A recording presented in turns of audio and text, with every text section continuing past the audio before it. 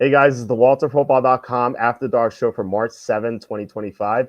We're going to be doing a live 2025 NFL mock draft with Charlie Campbell. So, looking forward to that. And if you guys have any questions about the draft or really anything, post them in the comments. We'll get to the questions as we do the mock draft. In the past, we had a 3-man mock draft with Jacob, but with the 2-man mock draft, it's going to be like we won't be able to go like pick right away. It'll be pretty hectic that way. So we'll have time to answer questions in between. So before we get started, please hit like, subscribe, comment below, share this video. Visit the link in the description for the merch store. I am wearing an August is Gluttony Month shirt. And yes, it is the same one as yesterday. I'm not a fancy person who changes shirts every day. But yeah, and if you have shirts like these, you want to wear them 2 days in a row anyway. So you can get them 15% off right now in the merch store. We have an apron. We have some mugs too. We have hindsight is 50-50 mug. You can't change the stripes of a leopard mug. We're going to have some more stuff as well. We have a Squirrel Lives Matter shirt, which I believe is still up. Yeah, it's still up. So that tends to get banned like pretty quickly. So if you guys want that, make sure you buy it. Also, you can go to Amazon and buy my books. The most recent one is Jerks to the College Years, where I talk about all the weird people I met at Penn State for 6 years. So if you like people being made fun of, then you might like that. Also, I wrote an expose called "How the 2020 MVP Was Stolen." True story about how Brett Favre tried to sabotage Aaron Rodgers back in 2020 when Rodgers won the MVP. So you definitely want to check this book out. It's pretty revealing and all true, like I said. Also, you can please consider super chats, super stickers. That's the best way to support the show.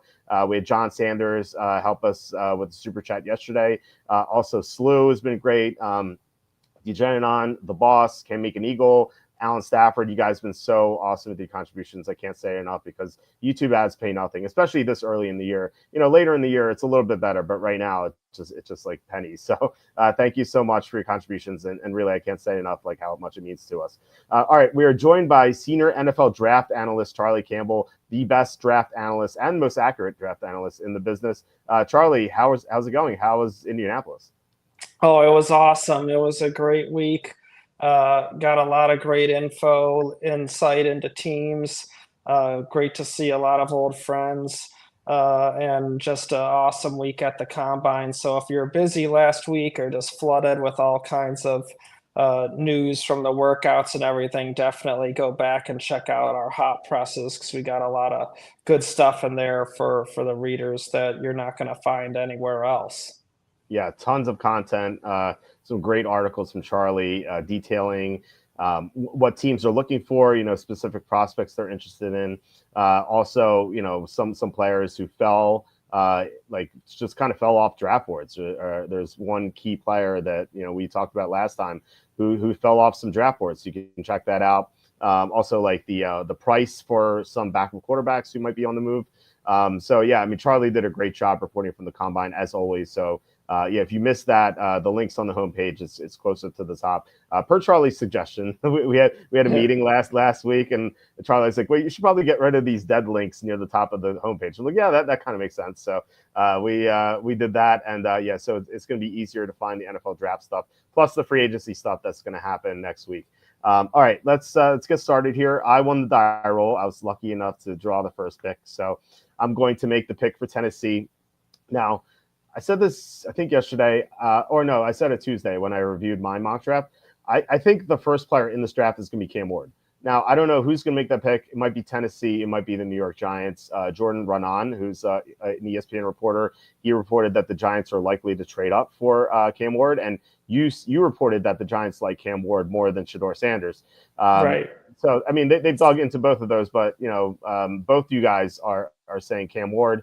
And I do think Cam Ward is a better prospect. I think he gives teams a higher ceiling. He has a lower floor than Sanders, I believe, but I think that the Giants are going to be more interested in the upside. So whether it's Tennessee, if they don't sign Rodgers or Darnold, they probably stay here and take Cam Ward. Or if this Giants moving up, they take Cam Ward. So either way, I think this pick is going to be Cam Ward. So I am making that pick for Tennessee, and I'm going to have something scrolling at the bottom. There we go. All right, so you are up next with Cleveland. What's Cleveland doing?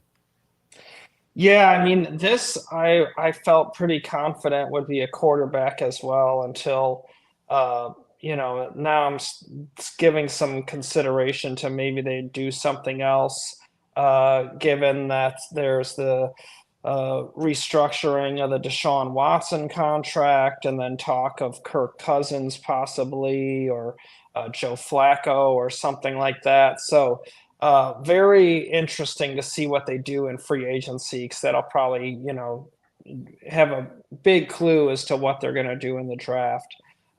So with that being the case, man, I'm torn on this now because of all of that. But I would say until we see them sign a veteran starter, I think they take Shador Sanders here, because they're going to need a quarterback of the future. They know that regardless. They don't know when they'll be picking high enough to get one again. I just think with obviously Deshaun Watson and how his career has gone, that's not the future. Joe Flacco, Kirk Cousins wouldn't be the future either. So I think that right now, until they get someone and really seem to they're going to try and win now with a veteran, I think that I'd stick with Shador Sanders at 2. Okay, yeah, we have a question from Slew. He's asking, would Michael Penix of last year's draft rate higher than Cam Ward of this year's draft? In my opinion, yeah, I think so. We put out the first position review today on the site, and I stacked the quarterbacks from last year's class with this year's class, just in terms of prospect. So, and in my opinion, I think that Penix would be higher. I think Cam Ward would also be behind J.J. McCarthy and Bo Nix as well. So that's where, the kind of talk of this not being a great quarterback draft stems from, when you consider the top quarterback prospect in this draft, would be the 7th in last year's draft. It's pretty wild. And, last year, people didn't even know if Bo Nix was going to be taken in the first round. I mean, like, people, I think ultimately they thought Denver was going to take him, but if the Broncos didn't, I don't know how long he would have lasted. He may have fallen quite a bit, because there weren't any teams that needed quarterbacks after that. It's kind of like, the last barrier for him to fall. So, yeah, I mean, if Cam Ward is in last year's class, like, I think he goes late first, and maybe someone trades up for him. But it's kind of crazy to think how talentless at the top this class is. I think that this class is deep, but at the very top, it's not that great.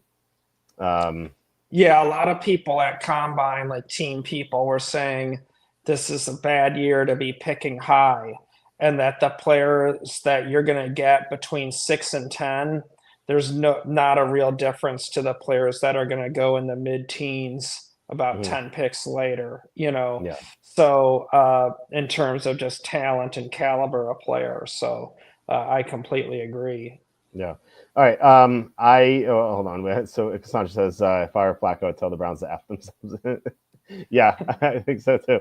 All right. So we move on to the third pick. It's the Giants. So I think if the Titans move down, I think it's the same player. I think I think Cam Moore is going 1. And if the Browns take Sanders, I think the same player is going 3 to Tennessee or the Giants. So this is kind of like why I was comfortable doing this. So 3 would be Abdul Carter going to the Giants. You reported that they like Abdul Carter, and I heard that from others as well. I think from a needs perspective, I think that Travis Hunter would make more sense. Either cornerback or receiver, but really it's kind of a weird prospect, because you don't know like where he's going to play and whatnot. I personally, from a fantasy perspective, I had trouble rating him as a fantasy player. I just didn't know what to do with him. So yeah, I can get it. I mean, either way, like Carter or Hunter would be great for the Giants, or the Titans. And I think that Carter would even make more sense for the Titans, because it sounds like Harold Landry might be on the move. He's reportedly on the trade block. So Abdul Carter 3 to the Giants. What's New England doing it for? At 4, I think that Patriots would take Travis Hunter here. It gives them a corner to pair with Christian Gonzalez, obviously in the AFC, to make any kind of advancement in the postseason. You're going to go up against some vicious passing attacks with the Chiefs, the Bengals. You'll see Josh Allen, Lamar Jackson. There's just so many good quarterbacks in the AFC. So when you have two potential number one corners paired together, that gives their defense a nice advantage. And then Hunter can also be an injury, or I mean, sorry, I was just reading a question there. Hunter can also be a receiver that's used in packages for Drake May, gives them an outstanding ball skills, deep threat kind of guy when they're across the 50 and they're getting closer to the goal line with a guy that can go up and get it. And it's just phenomenal at playing the ball. So I think Travis Hunter would be the pick for the Patriots based on what we heard at the combine. Okay, and Cassandra asking how concerned the team's about the Carter injury. I haven't heard them being that concerned about it yet. I've heard, he was banged up late in the year, gutted it out, still played in the playoffs and whatnot, didn't shut it down or anything. So I haven't heard them having any serious concern about the injury for him in the long term or anything like that. Okay. All right. So we'll move on to the fifth pick with Jacksonville, and I'm going to take. I'm going to go from a report that you had saying that the Jaguars like Kelvin Banks and also Will Campbell too. But Campbell measured in with shorter arms. I don't know if that's going to concern the Jaguars, but Kelvin Banks, he had a good combine and seems like he's tracking to be the first. The first lineman off the board. I mean, we'll see. Things can still change, but the Jaguars need pass protection for Trevor Lawrence. They actually lost Mitch Morse today. Not that this is a center, but still, like, they need to add to their offensive line. So yeah, Kelvin Banks to make Trevor Lawrence's life a little easier, I think, is the way to go. Yep, I agree. I think they like the offensive line and defensive line, but I think for them, when you look at their picks as a package deal, there's going to be some really good defensive tackles that'll be there for them in the second round. So, and the offensive line class is not as strong. So if you're looking at upgrading the position, on both sides of the ball, their line play, it makes sense to go O-line first. And then also the interior defensive linemen just aren't considered as premium of a position as offensive tackle and protecting that investment in Trevor Lawrence. So I think Banks, because of those factors, the lean is that direction right now. A lot can change. Still got to do draft meetings and the coaches getting involved and then pre-draft visits and all that. But right now, I think that's a nice bit of info to keep in mind as we get closer.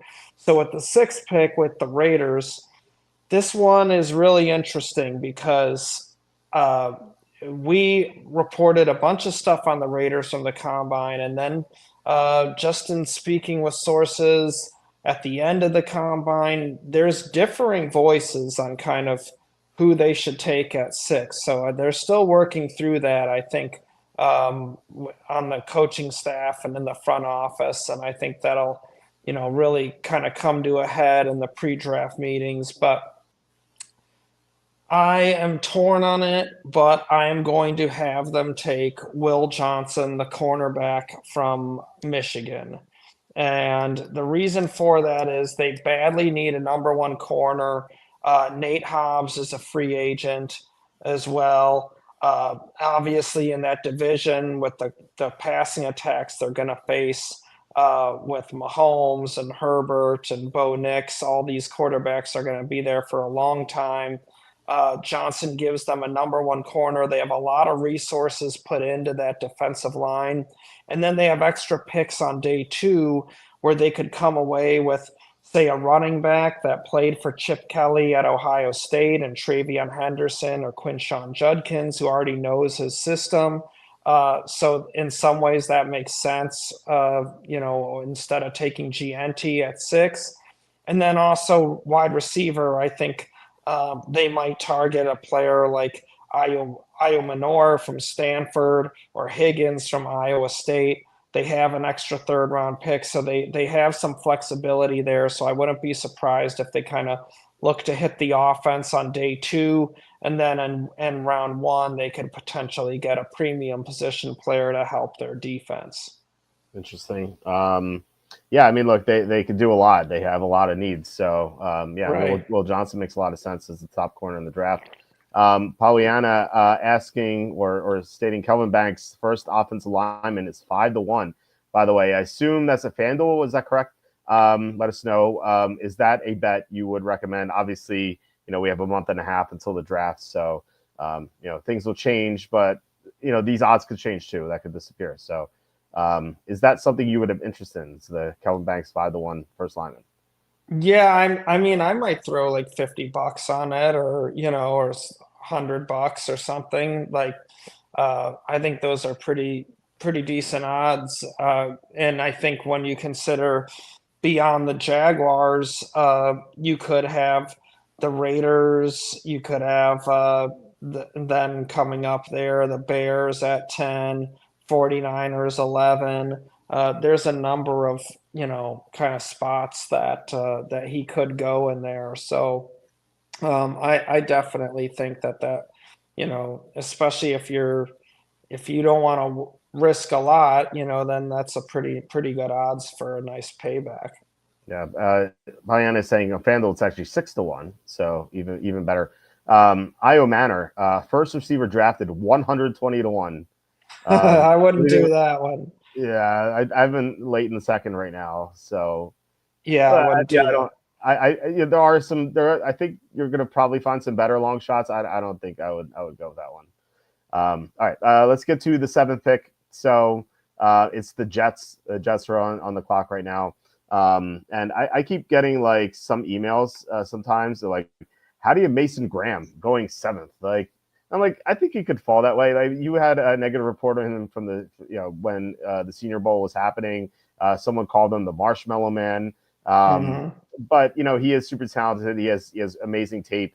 I think the Jets would be interested. They lost John Franklin Myers last offseason, and the result of that was Quinnen Williams getting triple teamed at like almost every single down. So they need someone else to take attention away from Quinnen Williams. And I think like the Jets are like used to having two great defensive tackles at the same time. They haven't had that. They didn't have that last year, and you saw the defense decline. And obviously there were other circumstances. Like they lost their defense coordinator who had to serve as the interim head coach. So that's why their defense was also bad. But losing Franklin Myers is huge, and so they get to replace him here. Mason Graham, arguably the best player on the board, but you can say that about a couple of players too.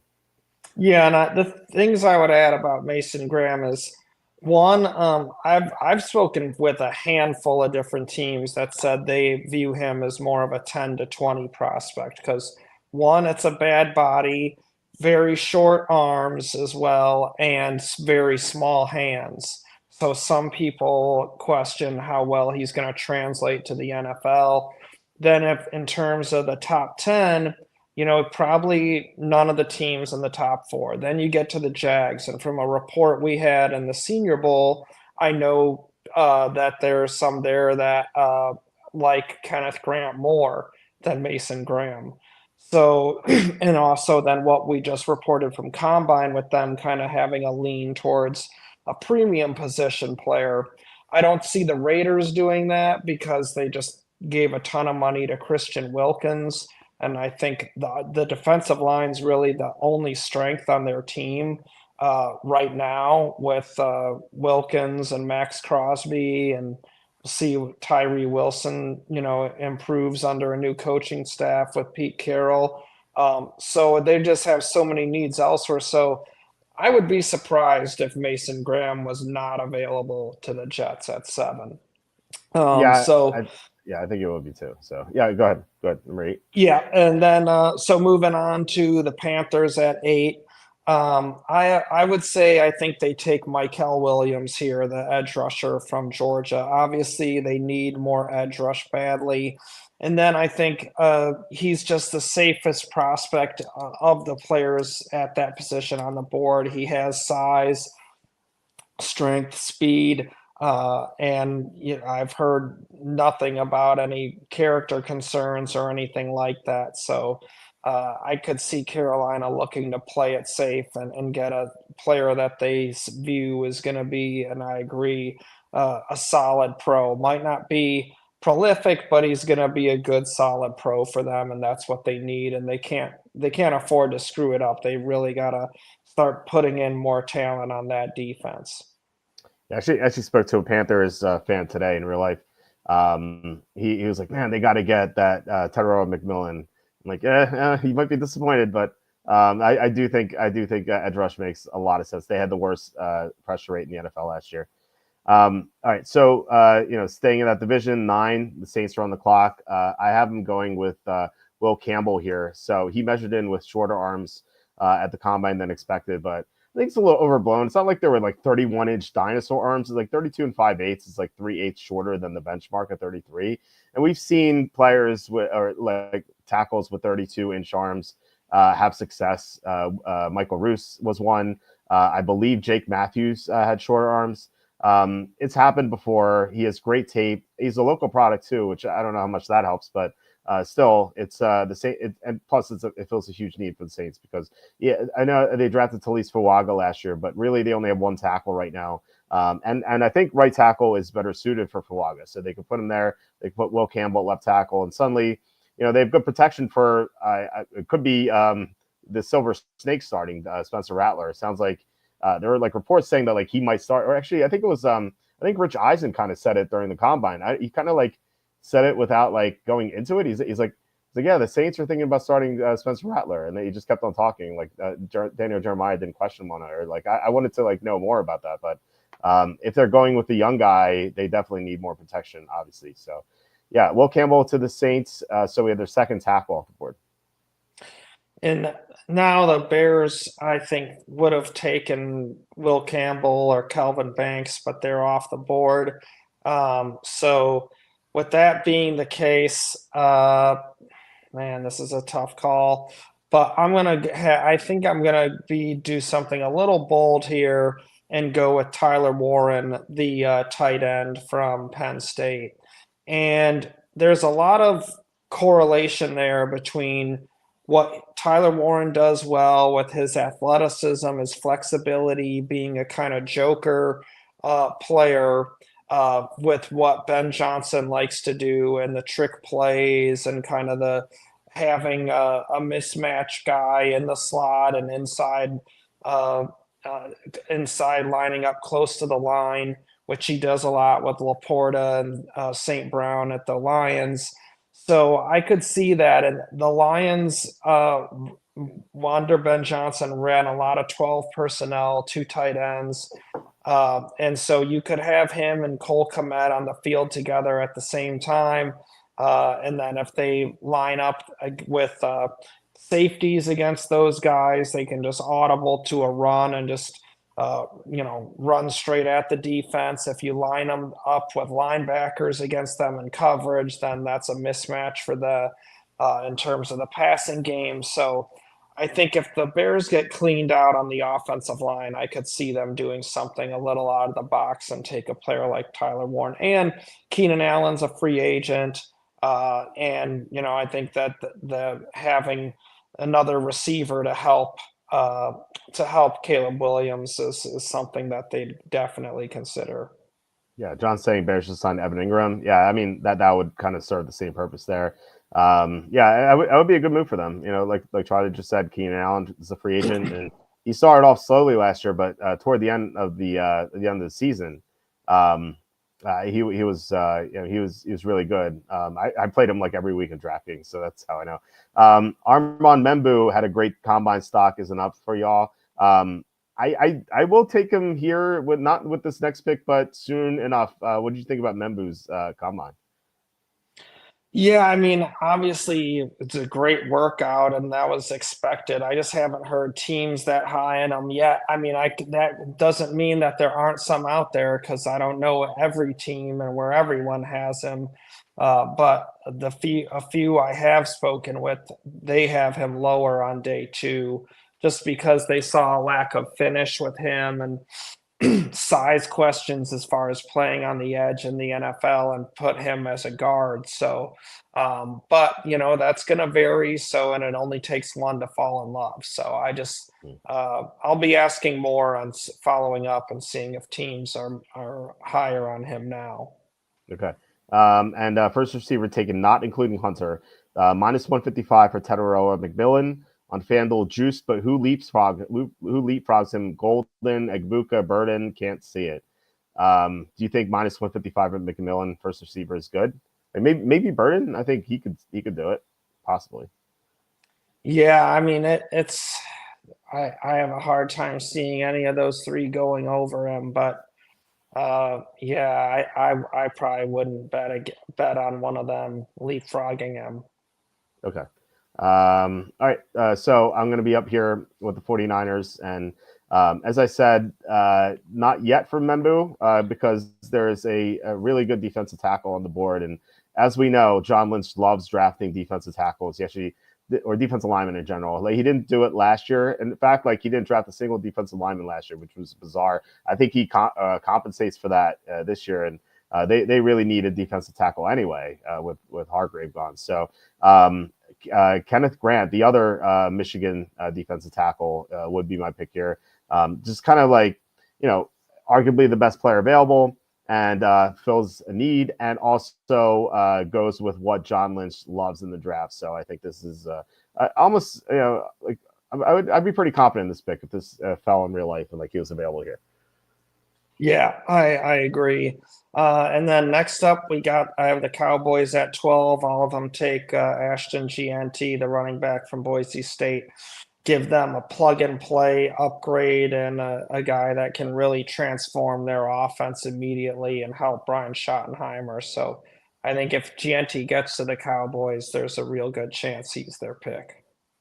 Yeah, I agree with that. I've seen some mock drafts of like Omarion Hampton going to the Cowboys or Judkins going to the Cowboys. I'm like, yeah, it's a little rich at 12.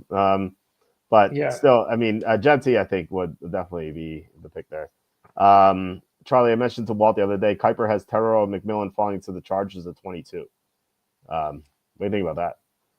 Yeah, I mean, I have a hard time seeing him fall that far. I mean, I definitely think there are teams that could snatch him up before 22, especially with Seattle now moving on from Lockett and Metcalf possibly. I mean, I think even Tampa Bay would consider him at 19, given the age of Mike Evans and, Chris Godwin's could be brought back, but it might not be necessarily long term. Like Denver at 20, and I would be surprised if he got to the Chargers at 22. Yeah, maybe. There's some like weird injury we don't know about, like maybe, but I think like I'd be pretty surprised too. All right, so we have Miami's on the clock now, and we just mentioned this guy, Armand Membu. I think that he makes a lot of sense for the Dolphins because for a couple of reasons. First, the Dolphins had the worst guard group in the NFL last year, except for maybe Seattle after Connor Williams, after Connor Williams was hired. So really, I think that they really need to bolster the interior. Their run blocking was so terrible. They just couldn't get any push for Devon Achane. But ultimately, when Taron Armstead moves on, they could move him to left tackle, and we just saw him have an amazing combine. It was truly like incredible what he did. Like, they compared his athleticism plus his length. Like, the only players who accomplished what he did with those numbers and also his size were Trent Williams and Tristan Wirfs. That's it. Like, that's the list. And like he's third there. So I think he ultimately goes in the top half of the draft. I have him in my mock draft. I have him 10 to Chicago, but I mean, if the Dolphins get him at 13, I think they would be pretty happy about that because of their big offensive line issues. And at 14, I'll have the Colts keep the offensive line train going here with Tyler Booker. Give them an upgrade at right guard and an elite guard tandem with Quentin Nelson. I think the Colts could consider a tight end, but I think they could look to add that on day 2. I don't see a corner here that would be better than Booker as a prospect.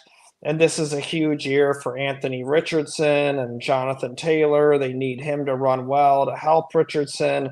They need Richardson to play well to save the jobs of Shane Steichen and Chris Ballard. So, a plug and play guy like Booker that can be a real force in the ground game, I think would make a lot of sense for the Colts. So I have them go with Booker at 14. Okay, Stanley asking, do you think Iowa State corner Darian Porter would be a potential sleeper with his 6'4" size and blazing speed? What do you think? Yeah, I mean, there haven't been a whole lot of corners that are that tall that have stuck in the NFL. So, that's it's not typical because you get long-legged guys and they can be kind of leggy, and that can be problems on the, you know, crossing routes and avoiding separation. But I think he definitely helped himself, and maybe he could be another Reek Woolen kind of guy, but in terms of kind of that mid late round steal. But it'd be interesting to see, how he what we hear about him and how the pro day goes and how teams feel about the change of direction and how he's going to handle that. Yeah, Degeneron with the $5 super chat. Thank you so much, Degeneron. Really appreciate it. He's asking your thoughts on the safeties, Amanawari and Starks. I have them both in the first round. I have Amanawari. I believe I'm going to 13 to the Dolphins, if I'm not mistaken, because the Dolphins actually, they don't have any safeties on their roster right now, including, I mean, with the guys departing with free agency, except for a 6th round pick they took last year. It's the only safety they have on their roster. So if they lose their guys, it's a big need, and he's super athletic, ton of upside. So I think that he goes before Starks. Starks has great tape. I have him going to 24 to Minnesota, but I'm curious to hear what Charlie has to say about these guys.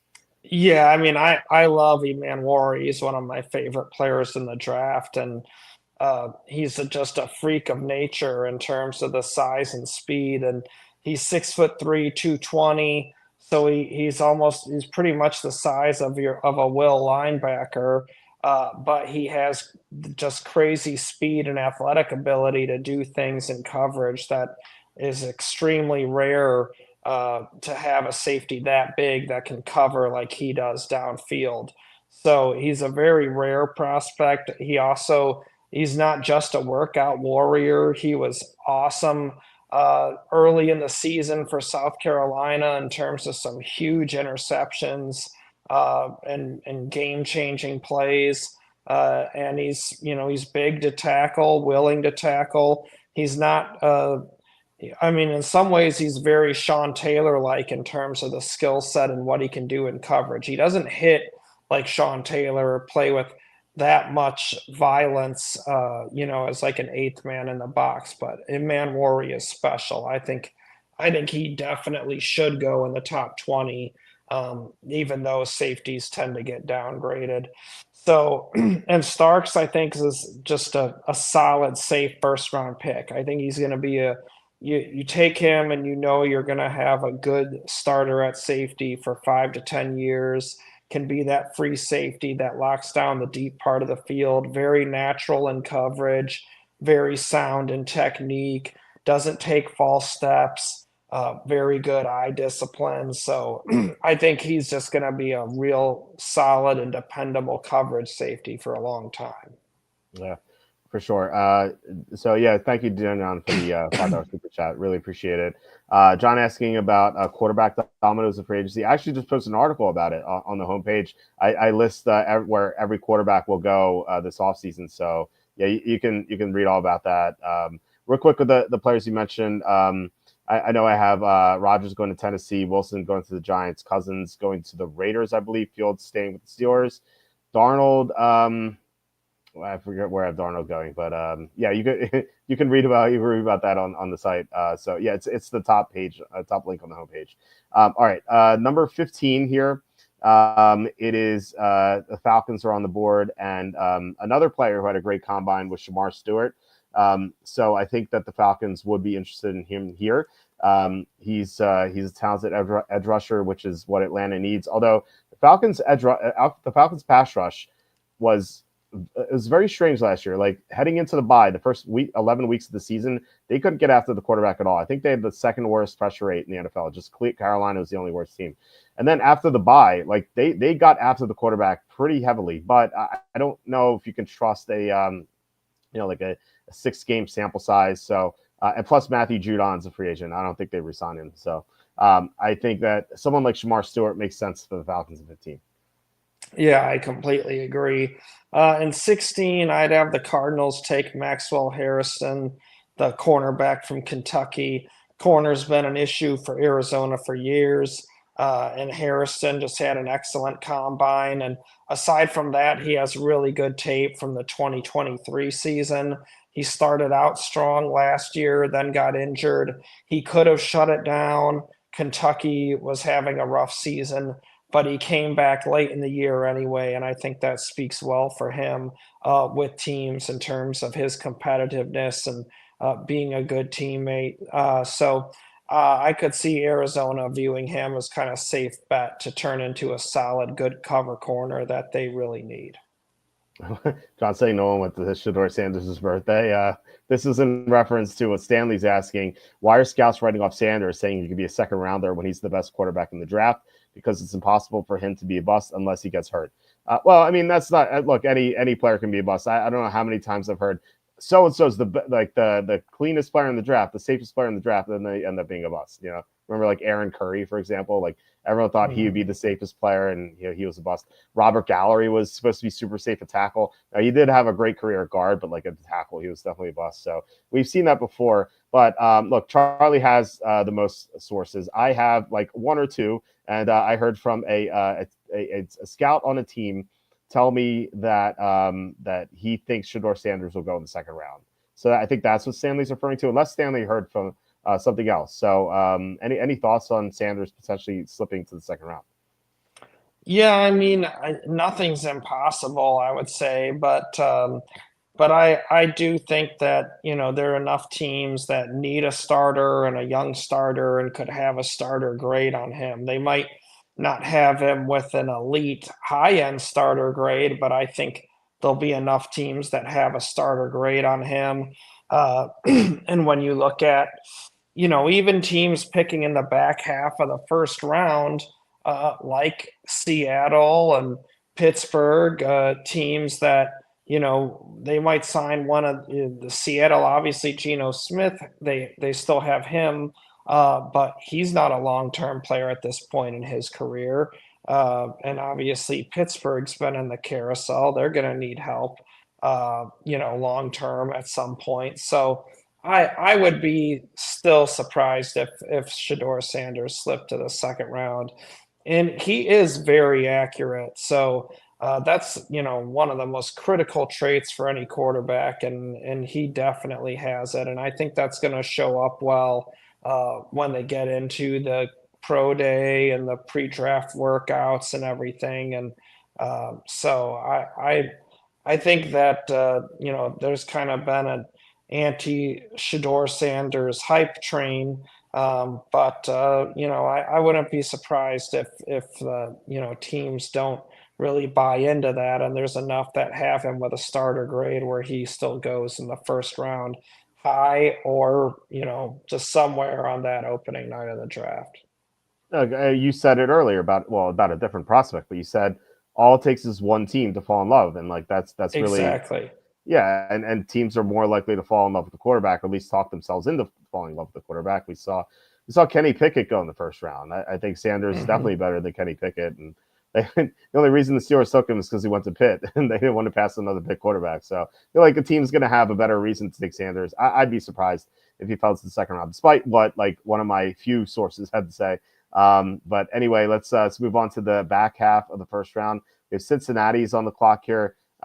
It would be shocking if they didn't go receiver, assuming they keep T. Higgins, which they franchised him, so they can still trade him. But for the sake of argument, let's just say they keep him. it would be like stunning if they didn't go defense, because they've had so many issues on defense. They when they went to the Super Bowl back in the 01 season, or 21 season, they had some really good defensive players. Like Lou Anarumo's defense was awesome, but all those players left. They lost DJ Reader. They lost some of the corners, and Jesse Bates Jesse Bates, yeah. Jesse Bates, exactly. He was such a big part of their team, and so I haven't taken Nick Manawari here, just because he fills such a big need for them. As you pointed out, his athleticism is off the charts, but not just that, he's actually like a really good player too. So he's the sort of player that Cincinnati needs in the secondary. Well, let's face it, they need a lot of players, but really it's a good starting point for them to kind of rebuild their defense. Yeah, and he's going to help them in their division with defending Lamar Jackson with what he can do as a run and chase defender. So I think that it's a great pick for Cincinnati.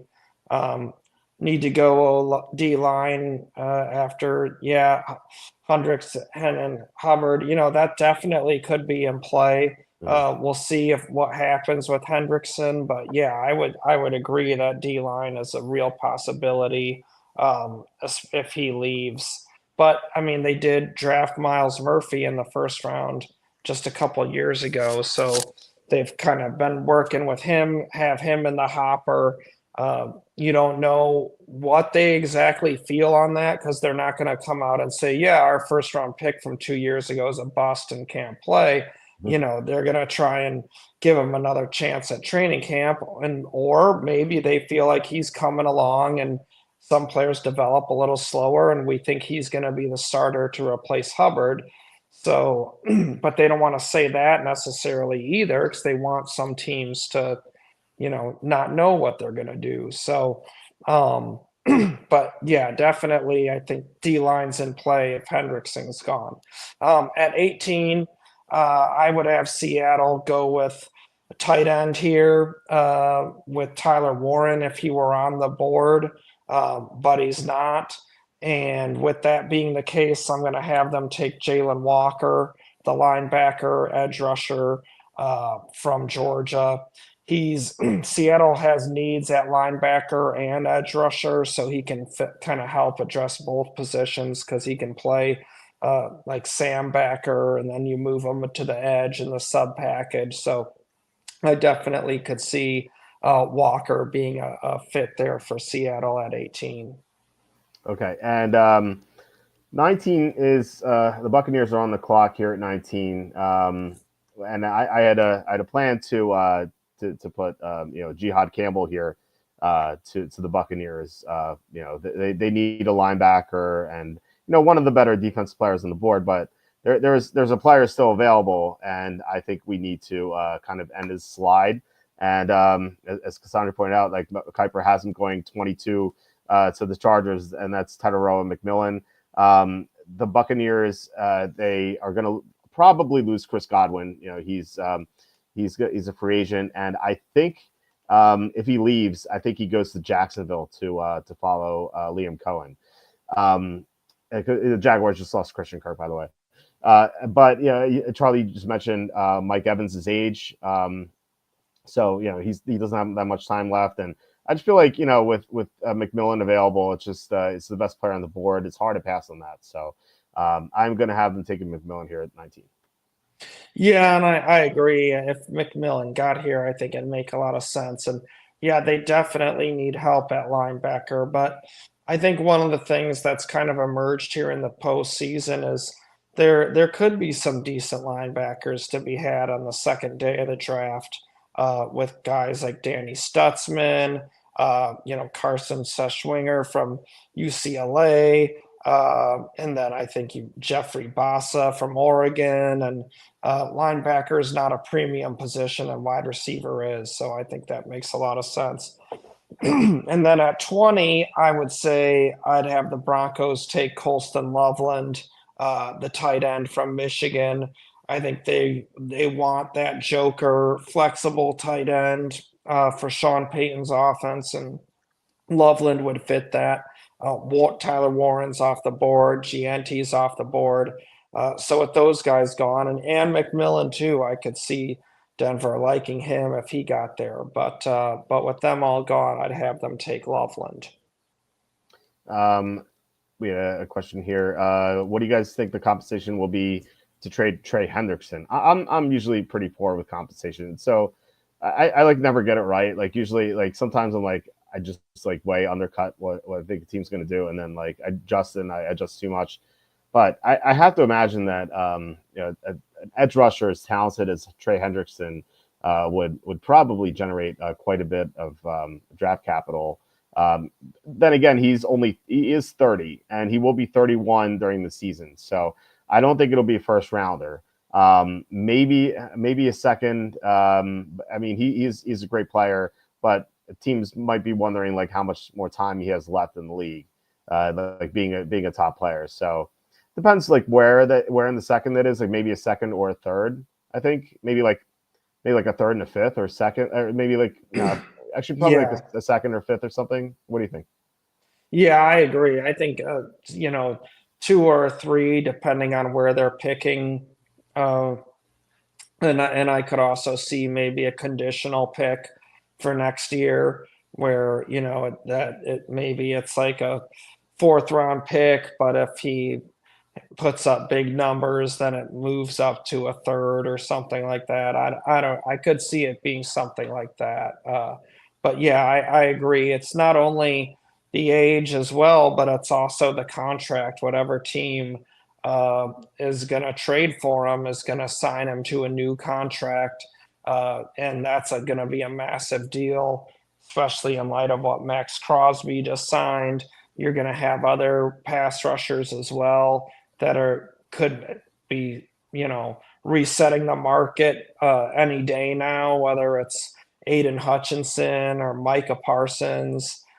Those guys are kind of hitting that extension window, and then possibly Miles Garrett as well. So I think as we kind of saw last year with Brian Burns, there's only so many teams that have the money available to sign an edge rusher to a massive deal. So it kind of limits some of your trade options. But I think like Burns, he didn't go for a first round pick. I think that'd be the same case with Hendrickson. Yeah. Yes. Yeah. That's a good point. Um, Maybe you can't answer this, or you have to think about it. Most surprising thing you heard at the combine regarding the draft. Good question. You could think about it. We Um, could come back to it at the end. yeah, I'll think about that. Okay. And real quick, Stanley, who's is a better fit for the Giants between Rodgers and Wilson? I think if the Giants can get Cam Ward, it's obviously Wilson because he's not going to be expected to start. If the Giants miss out on Cam Ward, then Aaron Rodgers makes the most sense, I believe. So, but I mean, I don't know if Rodgers is a good fit anywhere at this point. Like he's not that great last year. I don't know. I mean, at 42, it's gonna be tough for him to have a great season.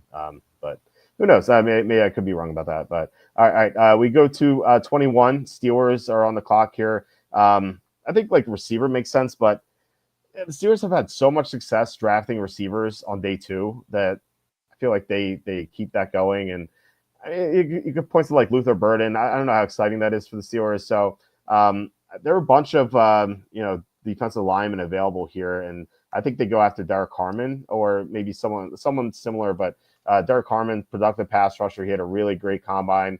I think he might be on Pittsburgh's radar. Cameron Hayward he's approaching toward the end of his career, and Steelers they need to get a successor for him. So really, any one of these, there are like 3 or 4 defensive linemen who would make sense in this area. So I'm just picking Derek Harmon because he just had a great combine. So you're up next, 22. Yep, and with the Chargers here at 22, I'm gonna have them go with Shamar Turner, the defensive lineman from Texas A&M. I think that, building on the lines and in the trenches is how Jim Harbaugh is gonna build this team. Obviously they just cut Joey Bosa. Khalil Mack could be playing somewhere else next year, so they're going to need some defensive line youth, and Turner has flexibility where he can play inside or outside. So I think Tight end would be another position to look at here, like a player like a Elijah Arroyo or Colston Loveland. But given what's happened with their veterans at defensive end, I think they're more likely to take a defensive lineman and go with a player like Turner. We had someone, I can't remember who it was, like a day or two ago, bring up something in the comments, and I said I'd ask you, and you just mentioned Elijah Arroyo, so it kind of reminded me of that. This person, I think it might have been either Degeneron or the boss. So forgive me if I forgot, but they said that they found Arroyo to be the first tight end drafted at 50-1 on FanDuel. What do you think about that? Obviously, you had Tyler Warren going higher, and I think that Warren is the favorite, but 50-1. What do you think about Arroyo being the first tight end drafted? Yeah, I mean, for a small bet with a big payoff, I would definitely consider that. Because I had a few team sources say that they thought Arroyo would end up going top 25 and that he's going to look better in the workouts than some of the other tight ends like Tyler Warren and Colston Loveland. So, yeah, I think that would be a decent bet, especially small amount that could pay off with a nice payday. Okay. Yeah, I think I'll be betting a little bit on that one. All right, so the Packers on the clock here. So going to go with another Oregon lineman here with Jordan Birch going to the Packers. So the Packers need they need a receiver, and Josh Jacobs even said it, like, we need a number one receiver. But the Packers have a history of just not drafting receivers in the first round. And I don't know if I don't know if, like, Josh Jacobs' comments are gonna buck that trend. Plus, they could go after someone in free agency. Maybe Devontae Adams comes back or something, but I don't know. They might have some options. They might trade for someone. Plus, like, is Luther Burden necessarily a number one receiver? Like, I don't know if he is. So the Packers had a pretty mediocre pass rush last year. It wasn't bad, but it could stand to get better, and Jordan Birch would help them out there. Yeah, I agree. And at 24, I think I'd have the Vikings go with Alfred Collins, the defensive lineman from Texas. Big, nasty, run stuffing defensive tackle. He's going to help them with defending Jahmyr Gibbs and Montgomery, and then Josh Jacobs and the running attack that Ben Johnson's going to try and implement with the Bears. The Vikings could use some interior defensive line youth, so I think Collins could be a safe pick there for them, and a guy that has some flexibility that can line up at different spots in Brian Flores' defense. Yeah. 25 here for Houston. Again, Luther Burden was a possibility, but I'm going to go with an offensive lineman. And I'm going to pick someone who could play every single position on the offensive line. It's Gray Zabel to the Texans, because it feels like they need help like everywhere on the offensive line. We saw CJ Stroud regress last year. And part of that was, the receivers going down like flies. Like, first Collins got hurt, and then he came back. Then Diggs got knocked out for the year. Then Tank Dell, who was never 100%, in his best game, he got knocked out for not just this year but next year. But they did trade for Christian Kirk today, so receiver isn't as big of a need as it was a day ago. But the offensive line was a major problem for Stroud as well. It's another reason why he regressed. Like, they had severe issues just protecting for him, and they have to make sure he's protected. Like, he's their franchise. He's the name of the franchise right now. So they have to make sure he's protected. And like I said, he can play anywhere, Gray Zabel. So whatever problematic position they have, they could just plug him in. So I think this would be a good pick for Stroud. Yep, and at 26, I'd have the Rams go with Luther Burden, the wide receiver from Missouri, be their replacement for Cooper Kupp. I think Burden is a dynamite scheme fit for Sean McVay, running a lot of those crossing routes and doing a lot of you can move him around to be inside in the slot or outside. So I think he'd be a great fit for the Rams at 26. Yeah. Johnson Jaguars is dumb to dump Kirk.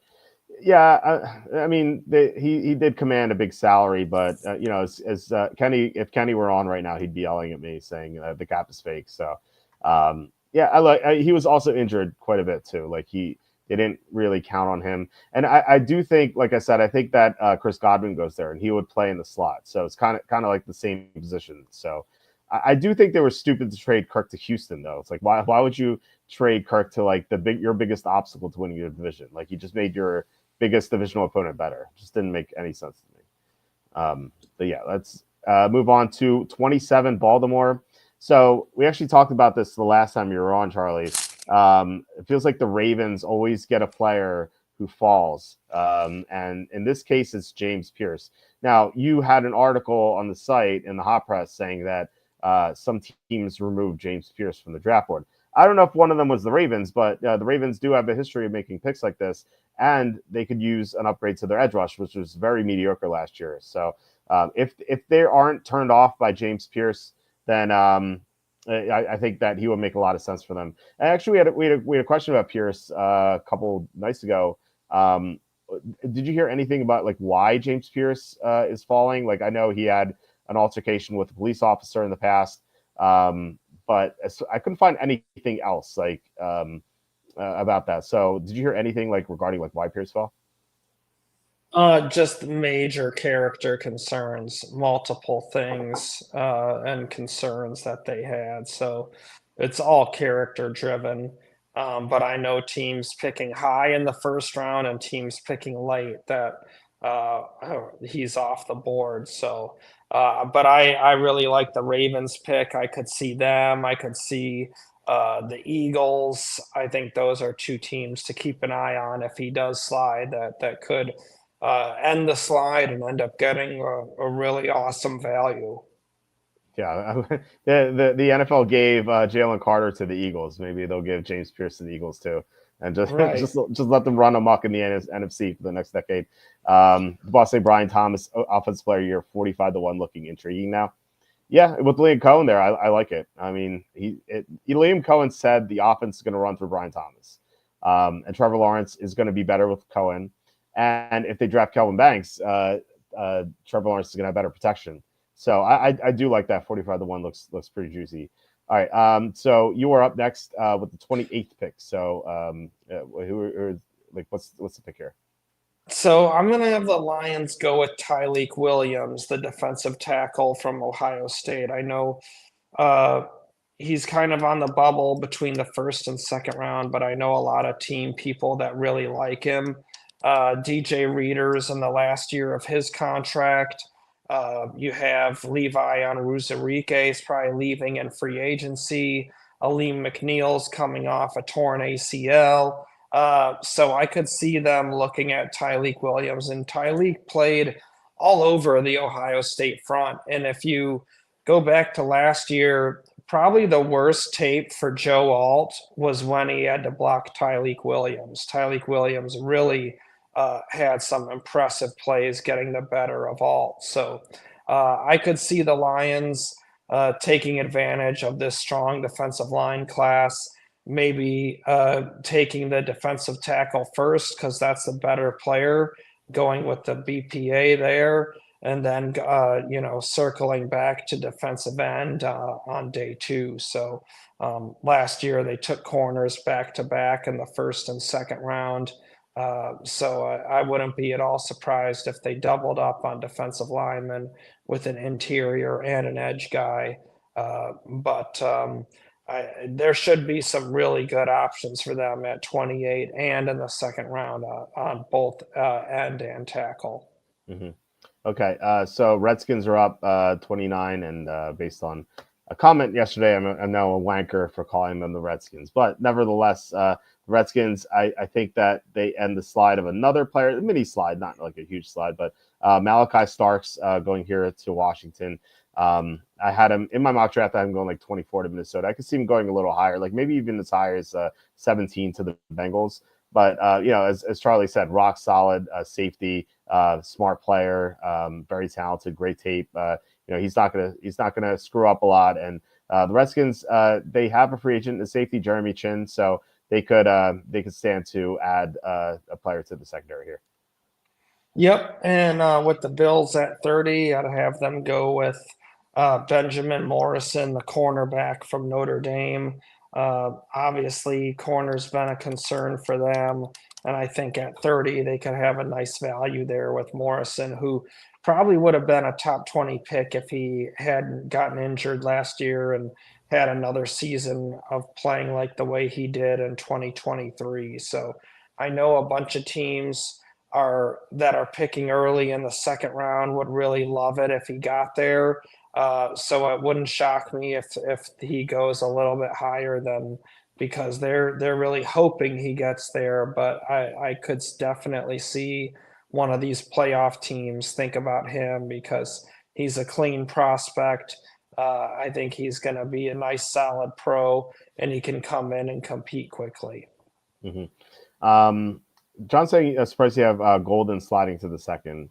I don't know if it's like a slide. I think he's like on the border of first and second. Like if he went 25 to 32, wouldn't be surprised. But if he goes 33 to 45, like we wouldn't be surprised either. Do you think that's his range or what? Or Yeah, I mean, I've been digging into that some, and I do think he could go in the second round. I think the 40 combine time helps him, but I wouldn't be at all surprised if he slips to the second round. Okay. And Cassandra said Tutu Atwell got 10 million fully guaranteed. What is happening? Yeah, I saw that. I'm like, that had to be an error, right? Like, I don't know. He got 10 million fully guaranteed on his deal. Like 1 year, 10 million fully guaranteed. I don't understand why. I feel like I'm missing something here. Like am I is this like a Mandela effect and like Tutu Atwell is like actually like a great player? I don't know. I have no idea. But given that Cassandra is saying the same thing, I suppose not. It's not a Mandela effect. Yeah, way to screw up the market for other team Rams. Seriously, maybe they did that on purpose. They kind of sabotaged the market on purpose. All right, so 31, my last pick here in this mock draft. So Chiefs going Josh Connerly. As we know, their offensive line was a disaster last year. The interior was great. They had Tooney, Trey Smith, and Creed Humphrey. Those guys are awesome, or at least were awesome because Tooney got traded. But Tooney had to play left tackle. That's how bad the left tackle situation was. And he actually did a good job there until the Super Bowl. So he's kind of exposed, but you kind of had to believe it was going to come to an end eventually. Like you can't like start a guard out at left tackle against a team with an elite edge rush. So I think the Chiefs really need to find their left tackle of the future here. Connerly's a really athletic tackle. I considered him earlier in this mock draft. As high as I think as high as let's see here. I think like not 23, but 25 to Houston, maybe 27 to Baltimore, like around that range. So 31 to Kansas City makes a lot of sense, but now their line is worse without Tooney. So I think Kansas City almost certainly has to take a lineman unless like they're all off the board or something. So yeah, Chiefs getting better in the offensive line after kind of ruining it with Tooney gone. And now with the last pick with the Eagles, there's a lot of interesting guys that have slipped here that I really wasn't expecting, but probably the most surprising to me would be Jihad Campbell. And while they haven't drafted linebackers in the first round, I think that Campbell is the best player available, and he does so much more than just serve as a run stuffing linebacker. He's really good in coverage. Has a ton of size and speed to burn and very good in zone. And then he's also a dangerous blitzer and he can be an edge rusher. So if they lose, say Josh Sweat, Brandon Graham, they can rotate Campbell in as an edge rusher as well. And I just think that he's too good to pass up here and just such a versatile chess piece. I think for a defensive coordinator like Vic Fangio or say Todd Bowles in Tampa Bay, I think they're going to love Jihad Campbell and just the flexibility and all the different things they can do with him post snap that will make things hard for quarterbacks. So I would go with Jihad Campbell here at 32. Yeah, John pointing out Mel's best available will go to the Eagles because it feels like the Eagles are one of those teams where like a great player will always fall to them like no matter what.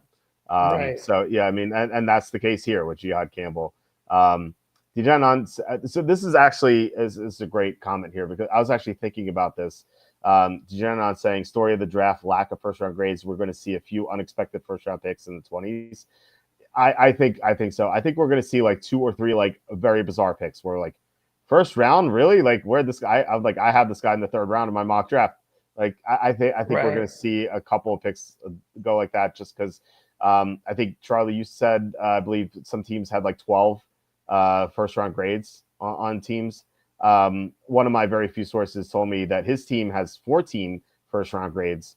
So like once you get past the teens, it's kind of like a free for all. Like you're going to see like a Cole Strange going into the Patriots. Remember that one year, like Yep. the Patriots took him like out of Absolutely. nowhere. Yeah, I think you're going to see a couple of picks like that, and that's going to make some of our mock drafts look pretty silly. Although I'm sure Charlie will still have the most accurate mock draft as always. Hope so.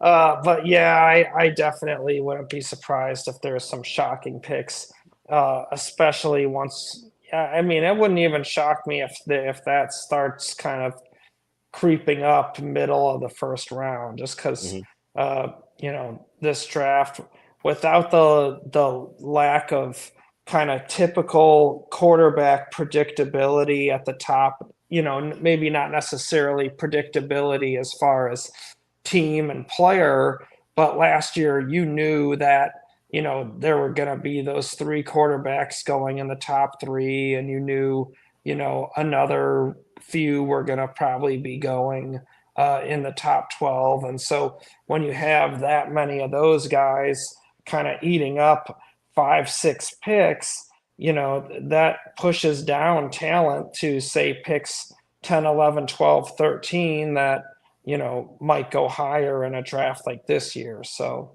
definitely, I think that there could be some shocking picks come mid first round with the lack of, true first rounders, and then just, kind of some variety in how teams might look at some of these other players.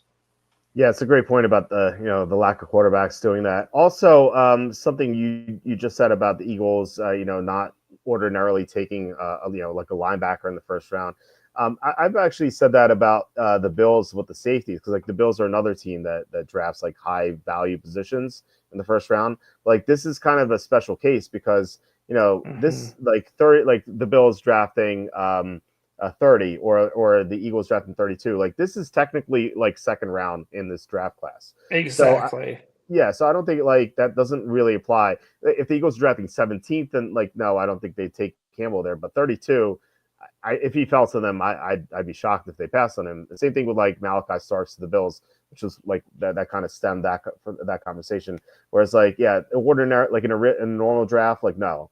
But in this draft class with lacking first round talents, like if the Bills have a first round grade on Starks and the Eagles have a first round grade on Campbell, and like none of the other first round grades are there, and like why would they take a 2nd round prospect over a first round prospect? It just doesn't make any sense, you know. Yeah, So and also now that I think about it, you see definitely some similarities between Jihad Campbell coming out of Alabama and Nakobe Dean coming out of Georgia, where mhm. they're both good run defenders that can contribute in the pass rush because they're dynamic blitzers and instinctive players coming from big time programs and used in a variety of ways in college as well. So I like that pick for the Eagles if he gets there.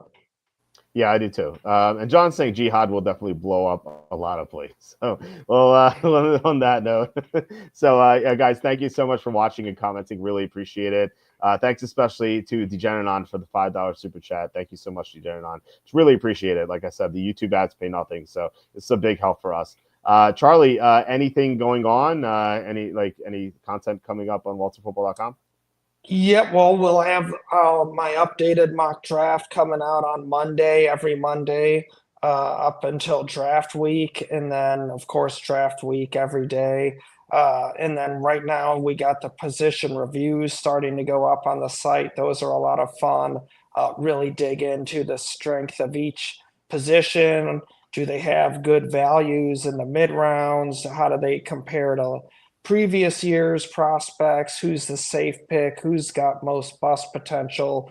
A lot of, the rankings by attribute. So, that's always fun to do and kind of dig into and see how these players stack up against each other. So those are going up on the site, along with, of course, tons of scouting reports and position ranking updates and the big board update and all kinds of other hot presses to come. So we'll have just tons of content between now and the draft every day.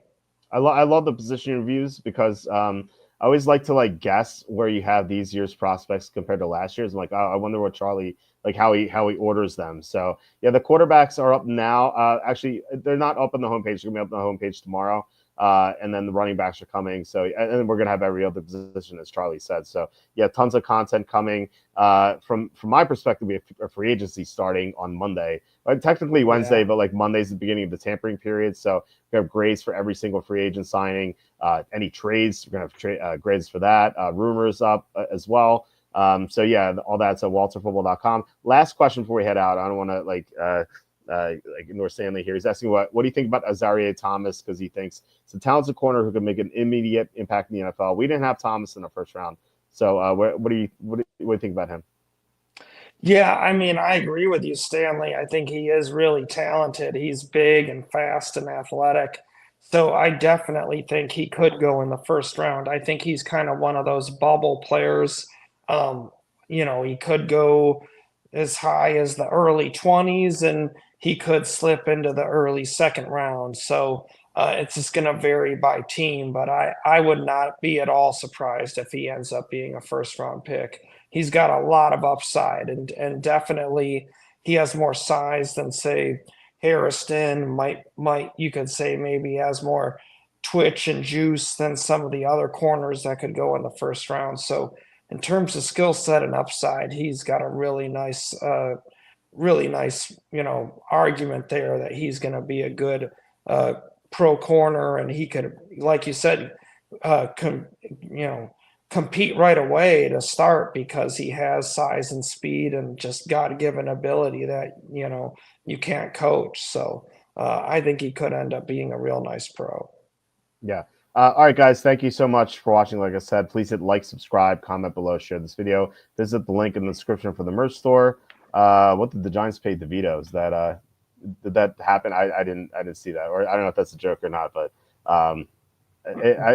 did they? I don't know. I haven't like paid attention to the news in the past couple hours. So, well, I'll see. I don't know if they re-signed him or not, but we'll see. But again, that could be a joke. But anyway, we'll be back on Saturday with Tom.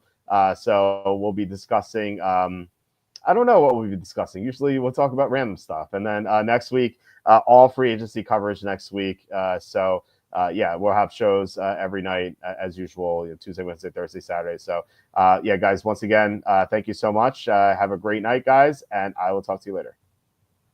Take care.